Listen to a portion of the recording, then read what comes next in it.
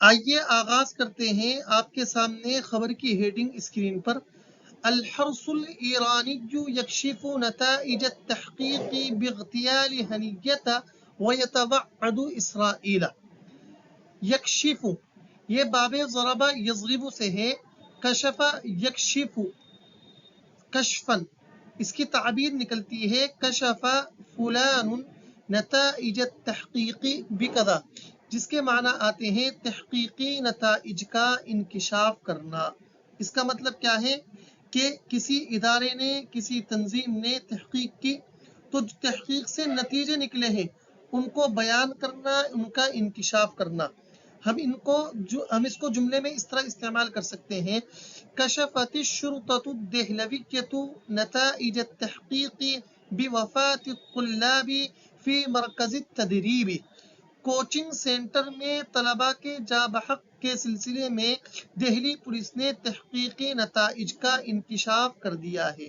تو جو انکشاف کرے گا وہ کشفہ کا فاعل ہوگا، جیسا کہ اس جملے میں الشرطة الدہلویة، اور نتائج تحقیقی یہ اپنی حالت پر رہے گا، اس میں کوئی تبدیلی نہیں ہوگی۔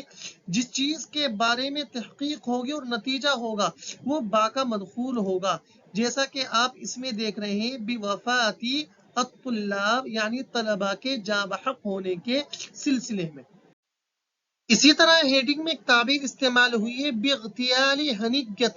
اغتیال، یہ اغتال یغتال اغتیالا، اغتال فلان فلانا، جس کے معنی آتے ہیں اچانک مار ڈالنا، اچانک کسی پر حملہ کر کر اس کو مار دینا، اس موقع پر اس تعبیر کو استعمال کرتے ہیں اغتال فلان۔ جیسے الجبناء یغتالون اسد الاسلام، بزدل لوگ اسلام کے شیروں کو اچانک شہید کرتے ہیں۔ تو جو مارے گا وہ اغتالا کا فاعل ہوگا، اور جس کو مارے گا وہ بغیر کسی واسطے کے اس کا مفعول بھی ہوگا، جیسا کہ آپ اس جملے میں دیکھ سکتے ہیں اسود الاسلام، یہ یغتالون کا مفعول بھی ہے۔ تیسری تعبیر جو ہیڈنگ میں استعمال ہوئی ہے وَيَتَوَعَّدُ إِسْرَائِيلَ۔ توعد یتوعد توعدا، یہ باب تفعل تقبل سے ہے، توعد فلان فلانا، جس کے معنی آتے ہیں دھمکی دینا، دھمکی دینا۔ جس کو دھمکی دیں گے وہ فلانن بغیر کسی واسطے کے مفعول بھی بنے گا، جیسے المجہولون قد توعدوا المظلومین۔ المجہول کہا جاتا ہے نامعلوم شخص کو، unknown پرسن کو۔ المجہولون، نامعلوم افراد نے مظلوموں کو دھمکی دی ہے۔ اب باری آتی ہے ہیڈنگ کے ترجمے کی۔ الحرس الایرانی، ایرانی گارڈ نے، حارس جمع حرسن گارڈ، ایرانی گارڈ یکشف انکشاف کر رہا ہے، نتائج تحقیقی تحقیقی نتائج کا، باغتیال ہنیۃ ہنیہ کی شہادت کے سلسلے میں، وَيَتَوَعَّدُ إِسْرَائِيلَ، اور اسرائیل کو دھمکی دے رہا ہے۔ یہ لفظی ترجمہ ہو چکا ہے۔ ہنیہ رحمت اللہ علیہ کی شہادت کے سلسلے میں ایرانی گارڈ کا تحقیقی نتائج کا انکشاف اور اسرائیل کو دھمکی۔ اسی طرح آپ جب اردو اخبار میں دیکھیں گے تو ہیڈنگ اسی طرح وہاں پر لگی ہوئی ہوتی ہے۔ خبر کا پہلا پیراگراف، قال الحرس الثوری الإيراني اليوم السبت إن التحقيقات التقنية تظهر أن التحقیق یظہر کذا۔ میں نے اس جملے سے یہ تعبیر نکالی ہے ان التحقیقاتیات التقنیۃ تظہر سے، التحقیق یظہر کذا، جس کے معنی آتے ہیں تحقیق سے یہ پتہ چلتا ہے، معلوم ہوتا ہے۔ تو جو معلوم ہوگا وہ قضا کا مفعول بھی بنے گا، اور یہ دونوں اپنی حالت پر رہیں گی، ان پر کوئی تبدیلی نہیں ہوگی۔ جیسے جملہ دیکھیے، التحقیقات الاولویۃ تظہر ان قاتل الفتاة حبیبہ السابق۔ ابتدائی تحقیقات سے پتہ چلتا ہے کہ لڑکی کا قاتل اس کا پرانا عاشق ہے۔ تو التحقیقات یہ تحقیق کی جمع ہے، الاولویہ ابتدائی تحقیق، اسٹارٹنگ والی تحقیق، تظہر یہ اپنی حالت پر ہے، یہ بدلہ ہے التحقیقات کے اعتبار سے، اور انا یہ مفعول بھی ہے جو قضا کی جگہ آیا ہے۔ اس پیراگراف کا ترجمہ دیکھیے، قال الحرس الثوری الإيراني اليوم السبت ان التحقیقات التقنیة تظہر ان ایرانی انقلابی گارڈ نے کہا ہے، آج ہفتے کے دن کہا ہے کہ ٹیکنالوجی تحقیق بتلاتی ہے۔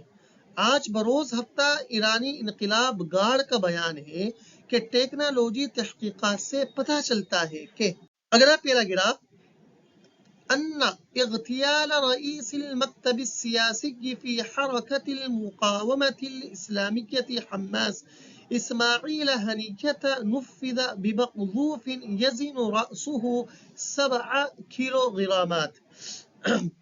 نفذ جو یہ فعل استعمال ہوا ہے، نفذ یہ باب تفعیل، نفذ ینفذ تنفیذا سے فعل ماضی مجہول کا صیغہ ہے جس کے معنی آتے ہیں نافذ ہونا، کوئی چیز عمل میں آنا۔ جیسے اس جملے میں دیکھیے، نفذ الاغلاق التام جراء فیروس کورونا، کورونا وائرس کے چلتے لاک ڈاؤن نافذ ہوا تھا، یعنی عمل میں آیا تھا۔ تو جو چیز عمل میں آئے گی وہ نفذہ کا نائب فاعل بنے گی، جیسے الاغلاق التام اس جملے میں نفذہ کا نائب فاعل ہے۔ اب پیراگراف کا ترجمہ دیکھیے، ان کہ اغتیال شہادت رئیس المکتب السیاسی کی سیاسی آفس کے سربراہ کی شہادت فی حرکت المقاومۃ الاسلامیتی اسلامی مزاحمت تنظیم کے یعنی حماس اسماعیل حنیۃ، کون ہے اسماعیل حنیہ، نفذہ کا نائب فاعل ہے اغتیال، ان کی شہادت کو انجام دیا گیا ہے بمقذوف ایسے میزائل سے یزین رأسہ کہ جس کا وزن 7 کلو گرام ہے، کہ حماس کے سیاسی آفس کے سربراہ اسماعیل حنیہ کی شہادت ایسے میزائل کے ذریعے عمل میں آئی جس کا وزن 7 کلو تھا۔ اب آخری پیراگراف دیکھیے، مشیرا إلى أن العملية تمت بتخطيط وتنفيذ من جانب إسرائيل ودعم أمريكي۔ العملية تمت بتخطيط، یہ تعبیر میں نے اسی پیراگراف سے نکالی ہے، یہ کام سازش کے تحت ہوا ہے۔ اگر آپ کو یہ کہنا ہے کہ کوئی کسی کام کے بارے میں یہ بتانا ہے کہ یہ کام سازش کے تحت ہوا ہے تو اس موقع پر یہ بہت شاندار تعبیر ہے۔ جیسے دیکھیے میں نے اس جملے میں استعمال کی ہے، عملیۃ تفجیر الوضع الامنی تتم بتخطیط دائما، امن کی صورتحال خراب کرنے کا کام ہمیشہ سازش کے تحت ہوتا ہے۔ تو جو کام ہوگا وہ عملیہ کا مضاف الیہ بنے گا، جیسے یہاں پر تفجیر الوضع الامنی عملیہ کا مضاف الیہ ہے، تتم یہ تما سے فعل مضارع کا صیغہ ہے، بتخطیط یہ اپنی حالت پر ہے، اس میں کوئی تبدیلی نہیں ہوئی ہے۔ پیراگراف کا ترجمہ، مشیرن اس بات کی طرف بھی اشارہ کیا ہے، مشیرن کے اندر ہوا ضمیر ہے جو پچھلے پیراگراف الحرس الثوری الایرانی کی طرف لوٹ رہی ہے کہ ان العملیۃ کے کام تمت انجام میں آیا ہے بتخطیط سازش کے ذریعے و تنفیذ اور نافذ کرنے کے ذریعے من جانب اسرائیل کی طرف سے و دعم امریکی اور امریکی سپورٹ سے۔ اس بات کی طرف بھی اشارہ دیا ہے کہ یہ کام اسرائیل کی کرتوت اور امریکی سپورٹ کی سازش کے تحت عمل میں آیا ہے۔ میرے پیارے دوستوں، مجھے امید ہے کہ انشاءاللہ یہ ویڈیو آپ کو پسند آئی ہوگی۔ الاسوۃ العربیہ انسٹیٹیوٹ چینل آپ سے گزارش کرتا ہے کہ آپ اس کا تعاون فرمائیے، اور اس کا تعاون اس طرح ہے کہ آپ ویڈیو کو زیادہ سے زیادہ شائقین عربی ادب تک پہنچائیے۔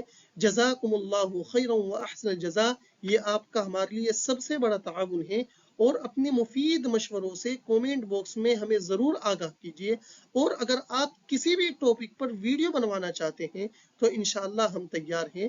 جزاکم اللہ خیرا و احسن الجزاء۔